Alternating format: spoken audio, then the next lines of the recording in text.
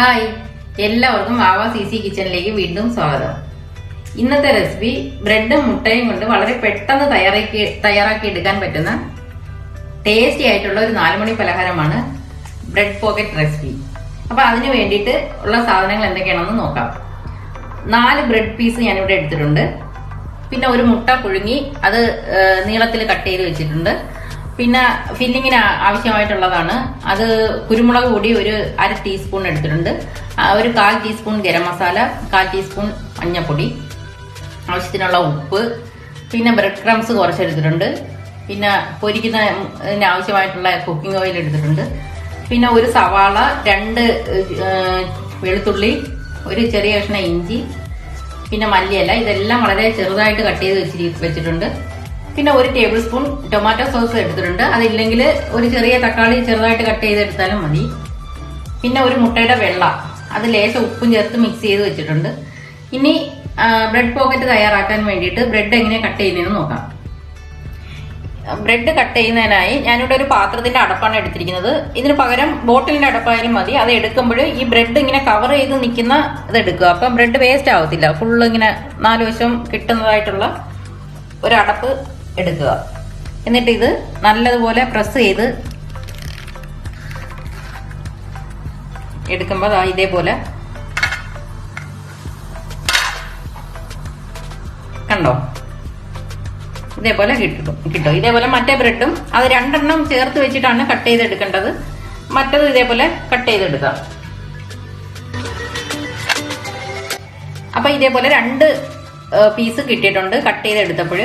അപ്പൊ ബാക്കി വന്ന ഇത് കളയേണ്ട ആവശ്യമില്ല. ഇതൊന്ന് ടോസ്റ്റ് ചെയ്തിട്ട് മിക്സിയുടെ ചെറിയ ജാറിലോ പൊടിച്ചെടുത്താൽ മതി. അപ്പൊ ബ്രെഡ് ക്രംസ് ആയിട്ട് നമുക്ക് ഉപയോഗിക്കാം. അങ്ങനെ എടുത്തതാണ് ഞാനിവിടെ നേരത്തെ കാണിച്ചത്. ഇനി ഇത് നമുക്ക് ഈ പീസ് മുട്ടയുടെ വെള്ളയിലൊന്ന് മുക്കിയതിന് ശേഷം ബ്രെഡ് ക്രംസിൽ മുക്കി എണ്ണയിലൊന്ന് വറുത്തെടുക്കാം. ഇനിയിപ്പൊ ഈ 2 പീസ് ചേർന്ന ബ്രെഡ് പീസ് നമുക്ക് മുട്ടയുടെ വെള്ളയിലൊന്ന് ഇതേപോലെ ഡിപ്പ് ചെയ്തതിന് ശേഷം 2 സൈഡും ഇത് മുക്കിയെടുക്കുകയോ, അതല്ല ബ്രഷ് ഉള്ളവരാണെന്നുണ്ടെങ്കിൽ ബ്രഷ് കൊണ്ട് ഇതിന്റെ 2 സൈഡും ഒന്ന് തേച്ച് കൊടുക്കണം.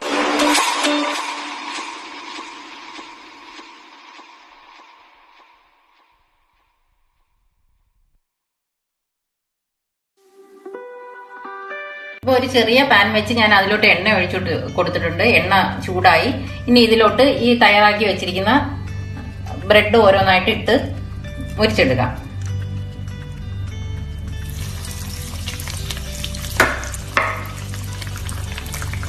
രണ്ട് സൈഡും പെട്ടെന്ന് മറിച്ചിട്ട് കൊടുക്കണം.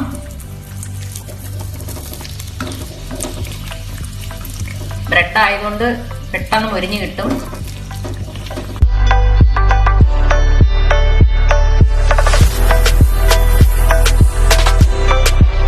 ഇപ്പൊ ബ്രെഡ് 2 സൈഡ് ഇതേപോലെ നല്ല ബ്രൗൺ കളർ ആയിട്ടുണ്ട്. നല്ല ഒരു ബ്രൗൺ, എന്നാൽ മുരിഞ്ഞു പോവുകയും ചെയ്യരുത്. ഈ ഒരു പരുവത്തിന് കോരിയെടുക്കുക. ഇനി അടുത്തതും കൂടെ ഇട്ട് കൊടുക്കുക. ഇപ്പൊ ബ്രെഡ് ഇതേപോലെ നല്ല മുരിച്ച് എടുത്തിട്ടുണ്ട്. ബ്രെഡ് പോക്കറ്റിനായിട്ടുള്ള ബ്രെഡ് റെഡി ആയിട്ടുണ്ട്. ഇനി അടുത്തത് ഫില്ലിങ്ങിന് വേണ്ടിയിട്ട് ഫില്ലിംഗ് ഒന്ന് തയ്യാറാക്കാം. ഫില്ലിങ് തയ്യാറാക്കാനായി പാൻ വെച്ചിട്ടുണ്ട്. അതിലോട്ട് എണ്ണ, മറ്റേ ആ മൊരിച്ചതിൽ നിന്നുള്ള എണ്ണ ഒരു സ്പൂണോളം എണ്ണ അടിയിൽ നിന്ന് ഒഴിച്ചു കൊടുത്താൽ മതി. ആ എണ്ണ മതിയാവും. ഒന്ന് ചൂടായി കിടക്കുന്ന എണ്ണയാണ്. അതിലോട്ട് ഇനി സവാളയും വെളുത്തുള്ളിയൊക്കെ ഒന്ന് ചേർത്ത് കൊടുക്കുക. ഇപ്പൊ സവാള ഒന്ന് നിറം മാറി നല്ല ഒന്ന് വഴന്നു വന്നിട്ടുണ്ട്. ഇനി അതിലോട്ട് ഈ പൊടികൾ ചേർത്ത് കൊടുക്കാം. കുരുമുളക് പൊടി ഒരു 1/2 ടീസ്പൂൺ എടുത്തിട്ടുണ്ട്, ഗരം മസാല 1/4 ടീസ്പൂണ്, മഞ്ഞൾപ്പൊടി ഒരു 1/4 ടീസ്പൂണ്. ഇത് കുരുമുളകിന് പകരം പച്ചമുളക് വേണമെങ്കിലും ചേർക്കാം. കുട്ടികൾക്ക് നല്ലത് ഇതായതുകൊണ്ടാണ് ഞാൻ ഇത് എടുത്തത്. ഇനി അതുകൂടെ ചേർത്ത് ഒന്നുകൂടെ വഴന്ന് വന്നതിന് ശേഷം ടൊമാറ്റോ സോസ് ചേർത്ത് കൊടുക്കാം. അതല്ല സോസിന് പകരം തക്കാളി ഉണ്ടെങ്കിൽ അത് ചേർത്താലും മതി. പക്ഷെ എല്ലാം വളരെ ചെറുതായിട്ട് കട്ട് ചെയ്യുമ്പോൾ പെട്ടെന്ന് ഇത് വഴന്ന് കിട്ടും. അതിന് വേണ്ടിയിട്ടാണ് ചെറുതായിട്ട് കട്ട് ചെയ്യാൻ പറഞ്ഞത്. ഇപ്പൊ പൊടികളുടെയൊക്കെ പച്ചമണം ഒന്ന് മാറി കിട്ടി. ഇനി ടൊമാറ്റോ സോസ് ചേർത്ത് കൊടുക്കാം.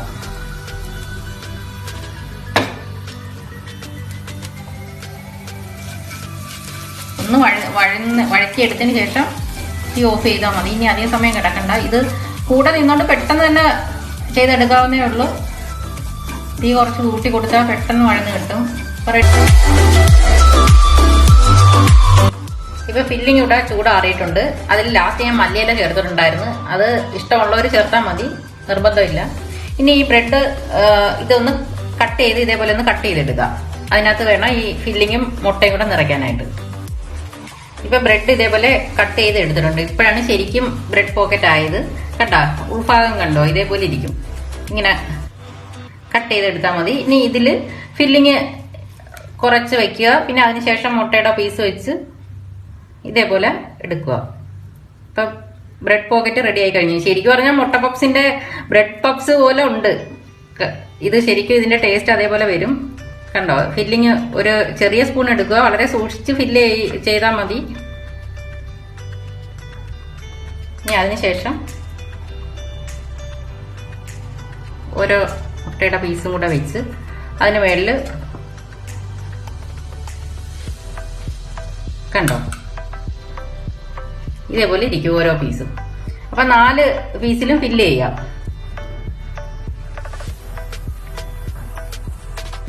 ഇപ്പൊ 4 ബ്രെഡ് പോക്കറ്റും നിറച്ച് കഴിഞ്ഞ് ഇനി വേണ്ട ബാലൻസ് ഇല്ല. ഇത്ര ഒരു സവാളയ്ക്ക് ഇപ്പൊ ഫില്ലിങ് എല്ലാം കറക്റ്റ് ആയിട്ടുണ്ട്.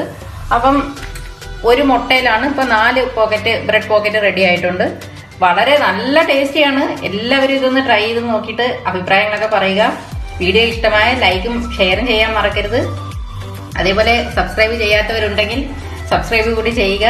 ഇനി അടുത്ത ഒരു റെസിപ്പിയുമായി വീണ്ടും കാണാം. Thank you.